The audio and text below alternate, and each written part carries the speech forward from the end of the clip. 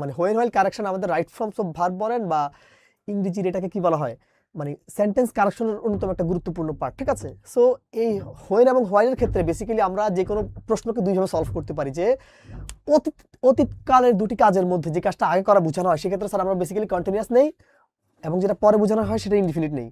আর perfect এবং ইনডিফিনিটের ক্ষেত্রে যেটা আগে বোঝায় সেটা পারফেক্ট, যেটা পরে বোঝায় মানে সেটা ইনডিফিনিট নেই। কিন্তু আমরা এই হোয়েন হোয়াইল কারেকশনটা আমি একটু ডিফারেন্ট হতে একটু দেখাতে চাই, যেহেতু আমি দুইটা নিয়ম একসাথে রাখছি। হোয়াইলের ক্ষেত্রে নিয়ম হলো দুইটা, ঠিক আছে। আমি পুরোটা একটু লিখি এখানে স্যার, এই যে হোয়েন এবং হোয়াইল যখন লিখে দিলেই ভালো, লিখে দিলে হয় কি যে এটা ক্লিয়ারলি বুঝতে পারবে। তাহলে আপনারা, আমি 4টা কোশ্চেন এখানে এই কারণে রেখেছি। বেসিক্যালি এই হোয়েন এবং হোয়াইল এই দুইটা জিনিস হলো পাস্ট টেন্স ইন্ডিকেটর, ঠিক আছে। কোনটা indicator? Past tense indicator. Basically এই হোয়েন এবং হোয়াইল বেসিক্যালি এটার অ্যাপ্লিকেশনটা হয়ে থাকে পাস্ট ইনডিফিনিট এবং কন্টিনিউয়াসের ক্ষেত্রে, ঠিক আছে।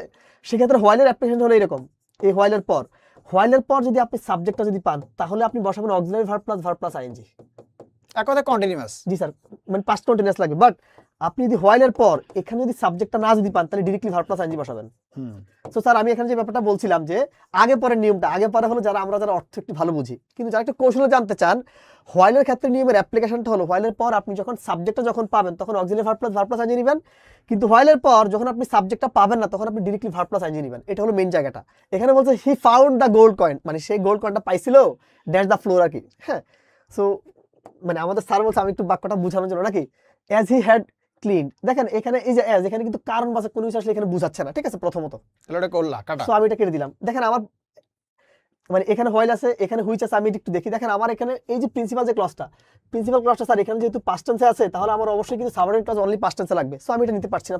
হ্যাঁ, ইজ ক্লিনিং আছে। ওকে, এখন আমি এখানে হোয়াইল পাইছি। দেখেন এখানে হোয়াইলের পর আমি এখানে সাবজেক্টটা পাইছি, কিন্তু এখানে কি অক্সিলারি ভার্বটা আছে? নাই। সো এটা কাটা। দেখেন যেহেতু এখানে হোয়াইল আছে, হোয়াইলের পর যেহেতু আমার ডিরেক্টলি কিন্তু ভার্বটা আছে এবং ভার্ব প্লাস কিন্তু কি এখানে আইএনজিটাও আছে। একটা সহজ কথাই হচ্ছে যে যেটা আমাদের জিহাদ স্যার যেটা বোঝাচ্ছে খুব চমৎকার করে বোঝালো, যে হোয়াইলের পরে যদি ডিরেক্ট ভার্ব থাকে, যেমন এখানে ডিরেক্ট ভার্ব আছে, হোয়াইলের পরে ওখানে নাই কিন্তু এখানে বোঝা যাচ্ছে যে এখানে ভার্বটা আছে, এই যে ক্লিন ভার্বটা আছে, তাহলে সেটার সাথে আইএনজি ডিরেক্টলি আইএনজি নেবেন। আর যদি হোয়াইলের পরে কি থাকে, যদি সাবজেক্টটা থাকে তখন আপনারা কন্টিনিউয়াস। হ্যাঁ, মানে পাস্ট কন্টিনিউয়াস এটা পারে, এটা চালু আছে সবাই।